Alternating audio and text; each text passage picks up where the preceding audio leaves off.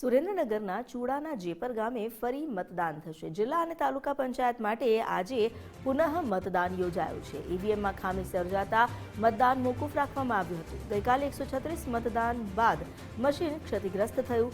જેપર booth પર 643 મતદારો મતાધિકારનો ઉપયોગ કરશે। તંત્ર દ્વારા મોટી સંખ્યામાં મતદાન કરવા અપીલ કરાઈ। શાંતિપૂર્ણ માહોલમાં મતદાન પ્રક્રિયા પૂર્ણ કરવા પ્રશાસન સજ્જ બન્યું।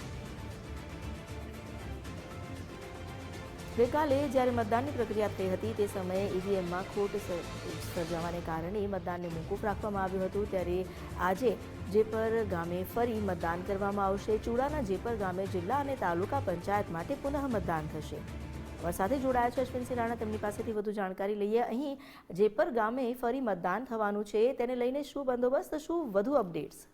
જી, ચૂડા તાલુકાના જેપર ગામે જે બૂથ મથકમાં છે એ સવારથી જ ઈવીએમ મશીનમાં ક્ષતિગ્રસ્ત થયું હતું, જેના કારણે સવારથી જ મતદાન થયું હતું શરૂઆતમાં। પરંતુ ત્યારબાદ થોડીવાર મશીન ચાલુ થયું તો 137 જેટલા મત પડ્યા હતા, પરંતુ પાછું ફરીથી અને આ ઈવીએમ મશીનમાં ખોટકો સર્જાતા મતદાન બંધ કરવામાં આવ્યું હતું। જે મોડે સુધી, જ્યારે મતદાન પૂરું થયું ત્યાં સુધી મતદાન થઈ શક્યું નહોતું અને મોડી સાંજ સુધી સ્થાનિક અધિકારીઓ અને પ્રશાસનના વિભાગ દ્વારા નિર્ણય લેવામાં આવ્યો કે આવતીકાલે ફરીથી પુનઃ મતદાન કરવામાં આવશે। જે આજે મતદાન હાલમાં ત્યાં જેપર ગામમાં ચાલુ થઈ ગયું છે।